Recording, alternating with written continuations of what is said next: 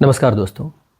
आज हम लोग चर्चा करेंगे हेल्थ के डेफिनेशन के ऊपर कि स्वास्थ्य को परिभाषित कैसे करते हैं। और यह परिभाषा दी है WHO वर्ल्ड हेल्थ ऑर्गेनाइजेशन ने। इस डेफिनेशन के अकॉर्डिंगली के अनुसार केवल बीमारी से मुक्त रहना या शारीरिक कमजोरी से मुक्त रहना स्वास्थ्य नहीं होता। स्वस्थ इंसान की पहचान है कि वह बीमारी से मुक्त रहे, कमजोरी से मुक्त रहे, शारीरिक तौर पर स्वस्थ हो, इसके अलावा मानसिक तौर पर भी स्वस्थ हो और सामाजिक एडजस्टमेंट उसका बेहतर हो। तो मानसिक सामाजिक फिटनेस भी हेल्थ का एक कंपलसरी कंपोनेंट होता है। मैं इस डेफिनेशन को रिप्लिकेट करता हूँ जैसा WHO ने बताया था। Health is the state of complete physical, mental and social wellbeing, not merely being free from diseases और infirmity. Modern medicine is very good. यह आपको बीमारियों से, चाहे वह ट्यूमर हो या फिर लाइफस्टाइल की बीमारियां हो या फिर इन्फेक्टिव डिजीज़ हो या चोट लगी हो, ट्रॉमा हो, इन सारी चीज़ों से तो आपको बचा लेता है। लेकिन समाज में कैसे जिएं यह मॉडर्न मेडिसिन नहीं बताता। मानसिक तौर पर स्वस्थ कैसे रहें, मानसिक तौर पर सुदृढ़ कैसे रहें, यह भी नहीं बताता। इसकी परिभाषा देता है आध्यात्म या हमारा धर्म। इस पर आगे कुछ बताने के लिए मैं अपने पिताजी से रिक्वेस्ट करूंगा कि वो आएं और कुछ बोलें। नेक्स्ट हो हिम। आप तन से मन से बिल्कुल स्वस्थ रहें और समाज के सृजन में आप योगदान कर सकें, तभी आप स्वस्थ माने जाएंगे। कि आपके अंदर यह विचार हो कि मैं कैसे रहूं, मेरा जीवन कैसा रहे, और यह व्यक्ति विशेष का जीवन मिल मिल करके समाज का सृजन करता है। तो जब व्यक्ति स्वस्थ होगा तो समाज भी स्वस्थ होगा, और यह स्वस्थ व्यक्ति स्वस्थ समाज का सृजन करेगा, और फिर वैसे समाज में सर्वत्र शांति रहेगी। अशांति तो रहेगी ही नहीं, अशांति की वहाँ कोई जगह नहीं होगी। हर आदमी निर्भय होगा। हमारे यहाँ रामायण में एक चित्रण आता है कि लक्ष्मण ने जब राम से पूछा कि भैया आपको पाकर या ईश्वर को पाकर क्या परिवर्तन होता है, राम ने कहा था कि लक्ष्मण, जो मुझे पाता है, मेरा दर्शन करता है, वो उन्होंने चौपाई में कहा था तुलसीदास ने कि मम दर्शन फल परम अनुपा, जीव पाए निज सहज स्वरूपा। तो ये सहज स्वरूप क्या है? जहाँ मन बिल्कुल शांत रहेगा। ये मनुष्य का, जीव का, आत्मा का सहज स्वभाव है। ईश्वर के बारे में भी कहा जाता है कि वह सर्वशक्तिमान है, उसे कुछ नहीं चाहिए, कोई हैंकरिंग नहीं है उसके पास, कहीं कोई ऐसी चीज़ नहीं जो उसे ढूंढनी है, उसे पानी है जिसके लिए उसको प्रयास करना है। इसलिए वो बिल्कुल सहज जीवन जीता है, उसका जीवन बिल्कुल सहज होता है और आनंदमय होता है, जिसे कहा जाता है कि वो परमानंद।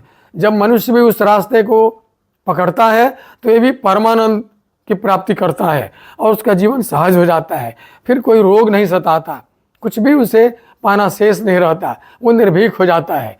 सबसे पहले वह अभय हो जाता है, निर्भय हो जाता है, निर्भीक हो जाता है, सहज जीवन जीने लगता है, और समाज में उसे कहीं कोई छल प्रपंच की जरूरत नहीं पड़ती।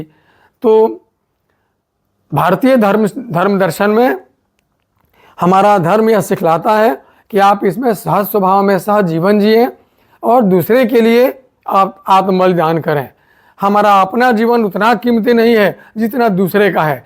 जब ऐसी सोच भारतीय धर्म दर्शन का मूल है, और ऐसा ही जब सब सोचेंगे तो लड़ाई कौन करेगा, किससे करेगा, किसके लिए करेगा? सब तो एक दूसरे के लिए जी रहे हैं यहाँ। लेकिन आधुनिक युग में संसार के अन्य देशों में ऐसी बात नहीं है। यह जीवन का मूल्य उन्हें इसका पता नहीं है। वो हमेशा व्यक्तिगत सोचते हैं, हम धनी कैसे हो जाएं, हम स्वस्थ कैसे हो जाएं, हम बिल्कुल सबसे अलग कैसे हो जाएं, पूजनीय कैसे हो जाएं। इस अंधेरे में वो जी रहे हैं, उनको जीवन के सत्य का उजाला पता नहीं है। तो इसके लिए स्वस्थ जीवन जीने के लिए, सच्चा जीवन जीने के लिए, जीवन की सच्चाई को पाने के लिए भारतीय धर्म दर्शन में जीना होगा, यहाँ से सीख लेनी होगी। हमने देखा है मौर्य काल में जो मौर्य वंश की स्थापना हुई, चंद्रगुप्त मौर्य राजा बना, लेकिन उसका गुरु उस समय चाणक्य जैसा एक ब्राह्मण था जो गरीब ब्राह्मण था। लेकिन उसके निर्देशों पर चलते हुए, चाणक्य के निर्देशों पर का स्वीकार करते हुए, उस पर चलते हुए मौर्य वंश की स्थापना हुई। लेकिन उतना प्रभावशाली जीवन जीने वाला चाणक्य जो नीति मर्मज्ञ था, और उसने उस राजमहल के सामने, राजमहल में रहना स्वीकार न करके उसके सामने एक अपनी कुटिया बनवाकर, झोपड़ी बनवाकर जीवन जीना यथावत रखा, जहाँ उसकी पूजा भी होती थी। राजा निकलता था चंद्रगुप्त मौर्य तो सबसे पहले अपने गुरु का दर्शन करता था, उन चरणों में गिरता था, उनसे सबक लेता था, दिन मेरा कैसा गुजरे, हमें कैसे चलना है, जनता की सेवा कैसे करनी है। तो राज्य का संचालन धर्म के ऊपर होता था, धर्मानुसार होता था, जिसमें धर्माचार्य उसे जीवन की सत्यता से रूबरू कराता था और बतलाता था कि सच्चा जीवन क्या है, सच्ची मानव सेवा क्या है, और इस पर जीवन सुव्यवस्थित होता था।